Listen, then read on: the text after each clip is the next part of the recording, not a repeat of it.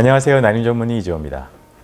오늘 선생님 질문이 있어요에서는 그동안 면역학적 요인과 유전학적 요인으로 인한 습관성 유산에 대해서 설명을 드렸었는데요. 이번 시간에는 그 두 가지를 제외한 그 외에 습관성 유산을 일으킬 수 있는 원인과 그의 치료에 대해서 알아보는 시간을 갖도록 하겠습니다. 자, 그러면 습관성 유산과 연관된 그 외의 원인들은 어떤 게 있을까요? 그 외의 원인들을 열거해 드리기에 앞서서 미리 유념해야 할 개념들이 좀 있습니다. 첫 번째, 제가 열거하는 원인들은 연관성이 있다고 알려진 원인들입니다. 이들 몇 가지에 해당한다고 해서 본인이 바로 습관성 유산자가 될 거라고 생각하실 필요는 없습니다. 두 번째, 이 원인들은 복합적으로 또 다차원적으로 적용이 되는 경우가 많기 때문에 정확한 원인을 짚어내기가 굉장히 어려운 경우가 많습니다. 설사 원인을 찾아낸다 해도 한 가지 이상의 원인이 이미 본인에게 내재되어 있다면 다음번 유산이 또다시 추가로 발생했을 경우 어떤 것으로 인한 것인지를 감별하기가 매우 어렵다는 겁니다. 세 번째, 일반화되어 있는 이 이론들은 가지고 본인에게 맞게 개인화를 해야 된다는 게 매우 중요하며 이는 본인을 진찰해 준 담당 선생님과 깊이 있는 상담이 필요하겠습니다. 그런 원인들을 살펴보겠습니다. 먼저 자궁의 기형으로 인한 경우들이 있습니다. 사실 본인 자궁 모양이 태어날 때부터 남들과 약간 다르게 태어난다 해도 성인이 돼서 임신을 준비하는 시간이 되기까지는 사실 모양이 기형일까 두려워 미리 검사를 하는 사람은 거의 없기 때문에 조기 발견이 참 어렵습니다. 이 기형의 종류를 살펴보면 자궁이 두 개인 중복자궁, 자궁 내 공간이 막이 있는 경막자궁, 자궁 근육층에 의해서 공간이 둘로 나뉘어 있는 쌍각자궁 등으로 나눌 수 있고요. 더 세분화된 여러 기준들이 많이 있습니다만 크게 이런 경우들은 임신율에 있어서 유산이 증가합니다. 대부분의 자궁 기형은 난임 검사를 통해 알게 되지만 그렇다고 해서 모두가 수술을 해야 되는 것은 아닙니다. 적응증이 되는 게 아니에요. 자궁 사이에 경막이 있는 경우, 이 경우만 제거를 하면 임신율의 증가를 기대해 볼 수 있지만 그 외의 경우는 수술을 한다고 해도 확률이 증가하는 경우가 증명된 바가 명확하지 않습니다. 그래서 따로 수술적 치료를 안 하고 시술을 진행하게 되고요. 이로 인해 발생하는 성공 확률의 저하는 어쩔 수 없이 감소한 채 진행을 해야 됩니다. 자궁의 기형 정도가 매우 심해서 도저히 아기를 담고 키울 수가 없는 상황이라면 대리모를 이용한 시술이 가장 현실적인 방법이기는 합니다만은 대리모 시술은 대한민국에서는 아직 합법적으로 수월하게 진행하기가 어려운 실정입니다. 다음은 내분비 질환을 한번 살펴보겠습니다. 당뇨를 가진 경우 유산이 확률이 증가됩니다. 이와 더불어서 과체중, 다낭성 난소 증후군 역시 당뇨와 비만을 유발하고 이것이 유산의 증가와 연관이 있겠습니다. 때문에 과체중이라면 정상 체중 회복에 더욱 신경 쓰는 것이 중요합니다. 황체기 결함, 특히 유축분비 호르몬 이상일 경우에 이런 게 자주 일어나는데 황체기 결함이 생기면 프로게스테론이 부족하고 이로 인해 임신의 유지가 어려워서 유산이 또 발생하기도 합니다. 갑상선의 기능 저하 또는 항진이 있는 경우 유산율이 증가하고요. 이 때문에 병원에 처음 내원 당시부터 갑상선 호르몬을 확인을 하고 호르몬에 문제가 있을 경우에는 치료하고 있으며 이미 치료를 통해 정상화가 된 상태라면 크게 걱정하지 않으셔도 되겠습니다. 또 혈전 형성 경향으로 인한 유산율 증가가 문제가 됩니다. 혈전, 피떡이 잘 발생하는 상황은 선천적인 것과 후천적인 걸로 나뉘게 되는데 가장 흔한 선천성 혈전 형성 경향은 파라혈증병으로 혈액 응고에 관여하는 물질 생성에 문제가 발생하는 유전병을 말합니다. 다행히 100만 명 중 1명꼴로 상염색체 열성으로 유전이 되는 희귀질환이고요.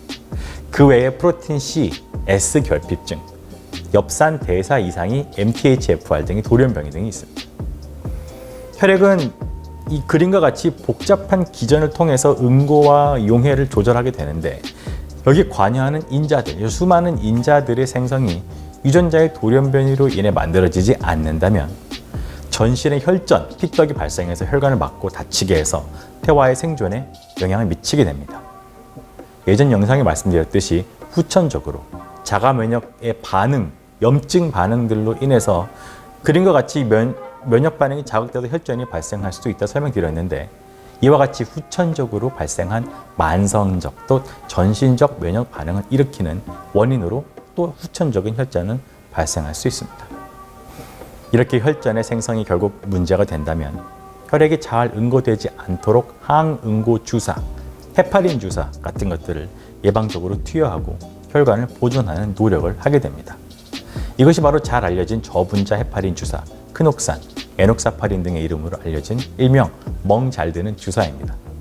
통상적으로 난자 채취 시에는 출혈이 위험이 커지기 때문에 채취가 끝나고 나서 투여를 하게 되며, 적어도 임신 확인을 위한 피검사를 할 때까지는 유지를 하게 됩니다. 지금까지는 질환이나 선천적으로 타고난 것들, 어쩔 수 없는 유산들이 일어나는 상황이었습니다. 그렇다면 내 생활 습관으로 인해 생기는 것들은 유산에 영향을 미칠 수 있을까요? 가장 먼저 생각해 볼 수 있는 게 비만과 과체중입니다. 과체중은 체질량 지수 25 이상, 비만은 30 이상을 말합니다. 수많은 연구들이 과체중이 임신에 미치는 부정적인 영향에 대해서 연구를 하고 증명한 바 있습니다. 과체중일 경우 임신성 당뇨, 고혈압, 우울증, 조산, 제왕절개 수술의 빈도 증가 등이 발생한다고 알려져 있고요. 습관성 유산의 확률도 역시 증가되는 것으로 증명된 바 있습니다. 그나마 다행인 것은 미미한 살짝 과체중인 경우 유산의 확률이 증가가 미미한 편이고, 비만, 고도 비만으로 갈수록 그 경향은 확실해지는 것으로 나타나고 있습니다. 임신을 계획하고 계신다면, 시술을 받고 계신다면 가능한 정상 체중으로 돌아가려는 노력을 멈추지 말고 병행하시는 것을 꼭 권해드리고 싶습니다. 그 다음으로 영향을 미치는 생활 습관은 바로 커피입니다. 정확히 말해 커피 안에 들어있는 카페인입니다. 동물 실험에서는 실제로 고농도로 노출이 되는 경우 기형이 발생한다고 보고한 바 있습니다. 설치류를 대상으로 한 실험에서 동물 체내에 1kg당 250mg 정도가 투여될 경우에 50%의 임신한 동물이 사망하는 것으로 알려져 있고요. 200mg 정도에서는 임신한 동물이 수십 분 내에 간질 발작을 일으키기도 한다고 보고된 바 있습니다. 1kg당 75에서 80mg 정도의 양이 투여되면 여기서부터는 기형이 발생하기 시작한다고 알려져 있고요. 카페인이 동물에서 기형을 발생시키고 과다하면 이렇게 사망에 이르게 된다는 것은 확실히 증명되어 있습니다. 카페인은 태반을 통과를 하고 98년도에 발표된 메타 분석에 의하면 하루 150mg 이상 섭취하는 산모에게서는 미미하지만 유산율이 증가하는 것을 시사하는 결과를 보인 경우도 있었고요.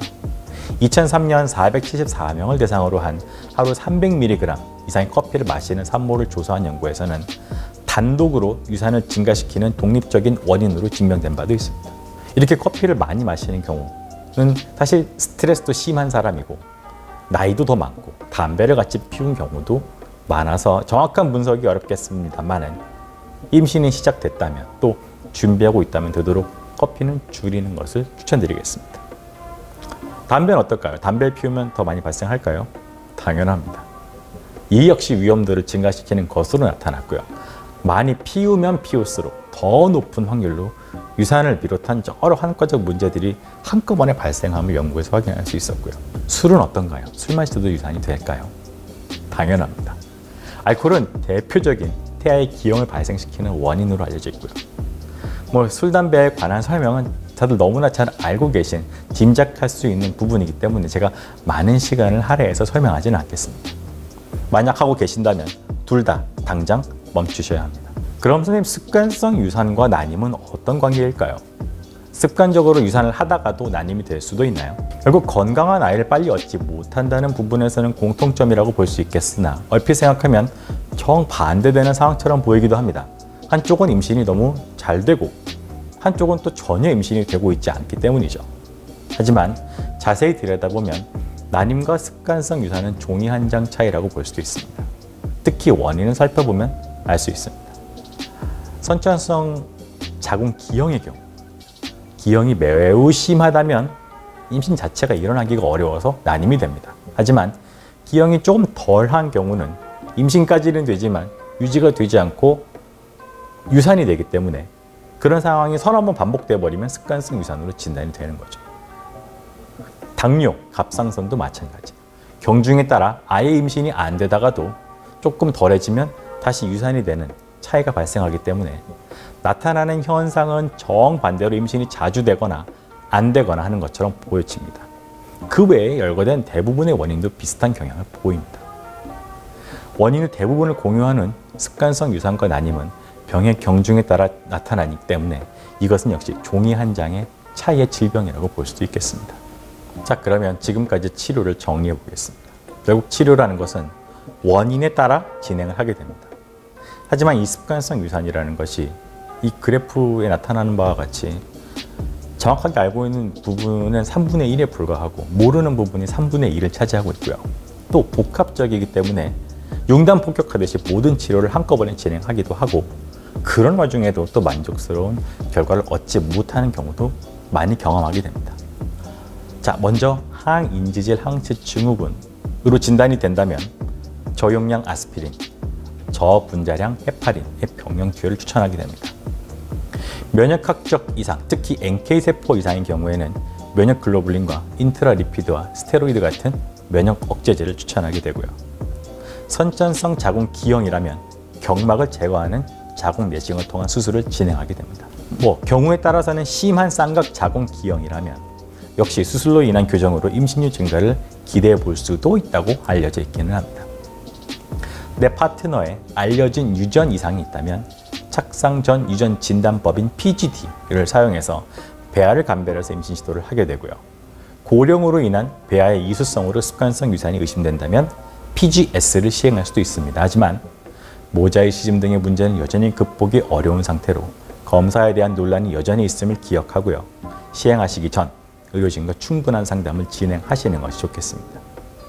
MTHFR과 같은 돌연 변이가 관찰된다면 고용량 엽산 투여를 통해 위산을 예방해 볼 수 있고 선천성 혹은 후천성 혈전 형성 성향을 가지고 있다면 항인지질 항체 증후군과 같이 저용량 아스피린과 저분자량 헤파린의 병용 투여를 고려하게 됩니다. 그 외에 알려진 카페인 섭취, 담배, 술 같은 생활 습관의 개선이 병행이 돼야 되겠고요. 또 정상 체중을 유지하기 위한 노력 또한 지속되어야 합니다. 다시 한번 말씀드리면 습관성 유산이라는 상황은 복합적이고 다차원적인 원인으로 인해 발생합니다. 여러 가지 원인이 번갈아 가면서 영향을 주기도 하고요. 동시에 한꺼번에 영향을 주기도 합니다. 때문에 위에 말씀드린 치료 방법들을 동시다발적으로 한꺼번에 주사와 약을 처방하기도 합니다. 과하다 느끼실 수도 있지만 그렇지 않습니다. 누구나 보석 같은 건강한 난자를 가지고 있습니다. 그저 그런 난자가 찾아와 주는 빈도와 시간이 서로 다를 뿐이 그런 난자가 우리에게 찾아와 주었을 때에 잘 착상할 수 있도록 환경을 최대한 조성하는 일을 한다고 생각하신다면 그다지 힘들지 않다고 느끼실 수 있습니다. 이런 노력들이 우리들의 많은 실패들과 눈물이 헛되지 않게 되었으면 좋겠습니다. 지금까지 습관성 유산의 원인과 치료에 대해서 몇 주에 걸쳐서 알아봤습니다. 많은 도움이 됐는지 모르겠습니다.